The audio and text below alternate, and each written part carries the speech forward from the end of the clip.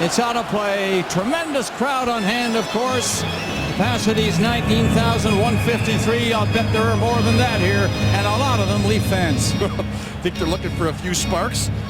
Randy Carlyle, a known matcher, okay, has to get guys over the boards because Paul McLean throws out his big rough and tumble line to start the game with Neal and Smith and Cassian, and now he'll make his change, and he knows that McLean knows that Carlyle's a huge matcher, so he's going to try to play with him all night long here.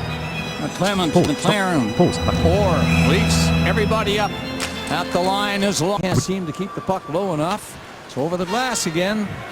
One thing that Paul McLean likes to do and utilize with his team is the middle of the ice, and they like to make these long stretch passes, and they will slide people through the middle. This nice little tip, that's not an accident. That little tip into the middle is meant for Colin Greening. He comes right through. The timing is very good, and they use the middle of the ice to create speed and get on top of the Leafs. Gonchar and Weirkosh, the two defensemen for Ottawa, a good 10 feet inside the blue line. The faceoff takes place. Haven't had one yet. Maple Leafs have missed Carl Gunnarsson in the last 3 games. He certainly has great chemistry with Phaneuf, but right here he gets his handle on a puck, and instead of keeping it to his forehand and using the wall, he tries to swat at a rolling puck with his backhand. And this is one of the issues the Toronto Maple Leafs have had in their last few games, is exiting their zone from the hash marks, top of the circles, and clearing their own blue line. They've turned over a number of pucks, and there's one early in the game. Coming up to 5 minutes, and you know, they've had such a fantastic season. They're sitting in a great opportunity to get themselves in the playoffs. They win tonight. Randy Carlyle's done a great job. A lot of good things have fallen into place for the Toronto Maple Leafs, and the one thing is their forecheck. They get on you awful hard.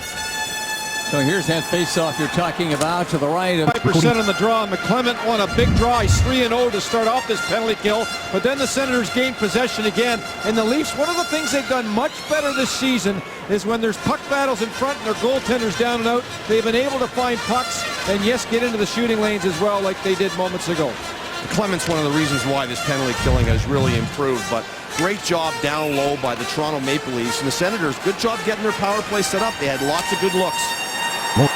33 seconds left, and that's all over. It's settled down a bit. One thing about this play, now I think they got the right call, but they got it wrong being the second one instead of the first. But Anderson sells it right away, and as a goaltender, that's what you have to do.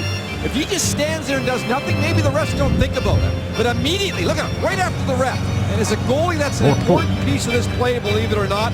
And then the case is presented, and the refs end up calling the second infraction, which was controversial. The first one was clear-cut goalie interference.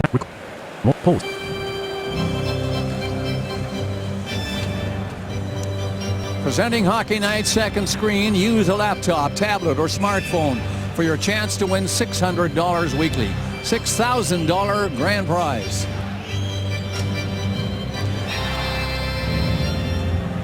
Face-off so important, and both these teams are just average face-off teams.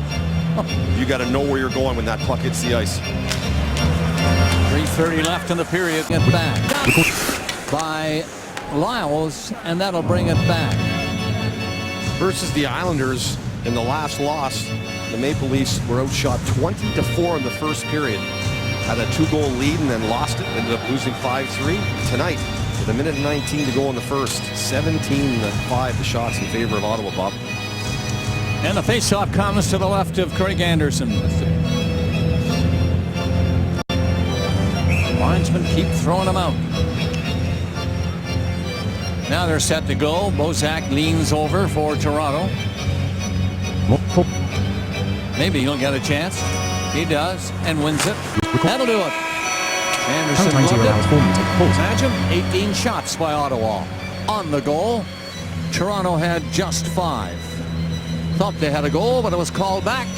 Goalie was interfered with, trying to do his job. Don Cherry coming up in the coach's corner, doing his job. So the score after 20 minutes in Ottawa. Again, out of play. Well, a physical period of play, there's no question about that, and you expect that with the Toronto Maple Leafs. That's the way they want to play. Their big boys were chirping the very first shift. A little payback by Neal. McLaren in on it again, and then there was one fight also beyond Phaneuf. Even Kessel gets into the act in period number 1. And there is the fight we were talking about. Yeah, a little bit of jostling going on there, but it's really happening. Well, Jared Cowan is a player that the Ottawa Senators are just so happy to have back. They didn't think he was going to come back at all this season because of his hip surgery. He was hurt in October. And here are the things that he loves to do. He's a physical player, and yeah, he goes after one of the hottest leaves. Well, not hot lately, but one of the hottest leaves throughout the season in Kadri. And Cowan is that nasty piece of business that can really set the opposition back on their heels. He drilled Skinner. He drilled Skinner a few games ago in his first game back, I'll tell you. Caused a couple of... And he hangs on. Another face-off in the zone. Here again is Cassie. Well, thanks very much, Bob. And that's not the first time we've seen those two players, Kadri and Cowan, go head-to-head. They did that in the 2008 Memorial Cup, and it was Jared Cowan's team, the Spokane Chiefs, that ended up winning. And unfortunately, they'll be remembered for also being the team that broke the Mem Cup. But Kadri knows him very well. Bob? Okay, Cassie, they didn't do it fairly on this face-off. They're going to drop it again. We're coming up to 4 minutes, and really they haven't opened up at all, not a hint. Well, 22-6 are the shots. Ottawa's definitely putting a lot of pucks towards James Reimer. I mean, there's no doubt they've had the territorial. Ample enough pucks to the net. And Greg, you're bang on right, and so are the coaches. The only person that's gotten through to the net on a Reimer rebound was Condra, and he had 2 chances, and he didn't get the puck up.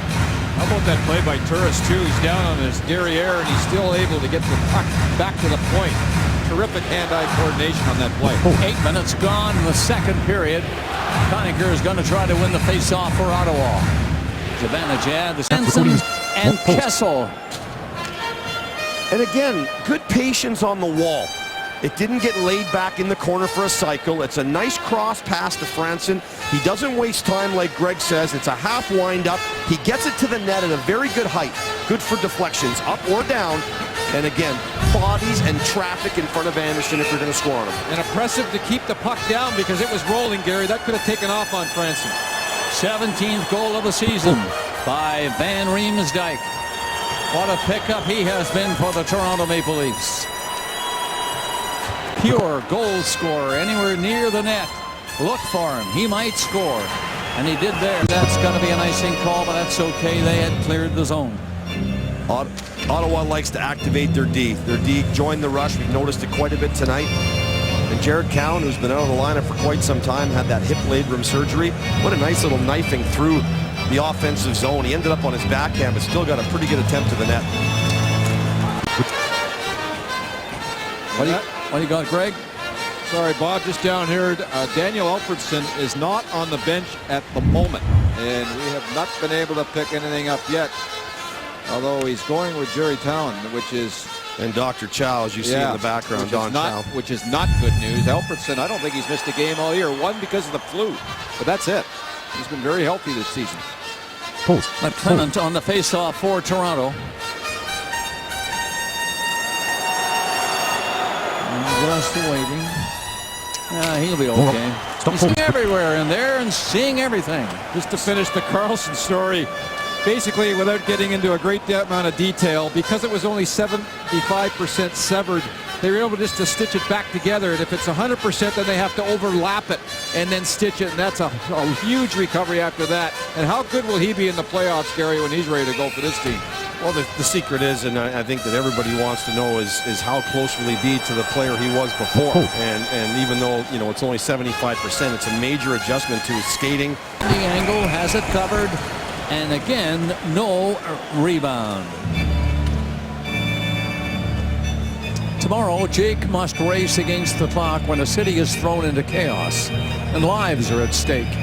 Catch 2 back-to-back episodes of Republic of Doyle starting at 8 on CBC television. Reimer again, the save and no rebound, and with 2:47 to go, something good has to happen here in this building to get their Senator fans off their seats, as you see a lot of Toronto fans right now with the 2-goal edge. But the Senators have got to get something positive going here soon so they can get some energy on their bench and on the ice. Right now, they're just kind of coasting through here. 31-12. Now the shots in the game in favor of Ottawa in period number 3. It took a long time to get the goal and a lot of shots. They've had 35 in the game. Cody Franson will be here to talk with Cassie.